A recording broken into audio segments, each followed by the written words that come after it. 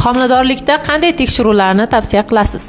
12 haftagacha bo'lgan homilada albatta qon guruhi, opsional skroz, CD, kologramma tahlillari kerak bo'ladi. Toksikozi juda yuqori bo'lsa, jigar fermentlari, UZI o'tqopi jigar albatta qilinadi. Esa 12 haftadan 26 haftagacha esa albatta UZI skrininglar va qon, CD, kologramma tahlillari, RB, SPID, bruselyoz, sahr albatta biokimiya tekshiruvlarini o'tkazamiz. 26 haftadan 32 haftagacha esa biza Doppler buyuramiz. Doppler qilinadi ona va bolani qon tomirlari qanday, qon aylanishi kuzatilyapti, narusheniya yo'qmi shularni kuzatamiz. Воротниковый zonani tekshiramiz. Anomaliyani oldini olish uchun TVPL tekshiriladi.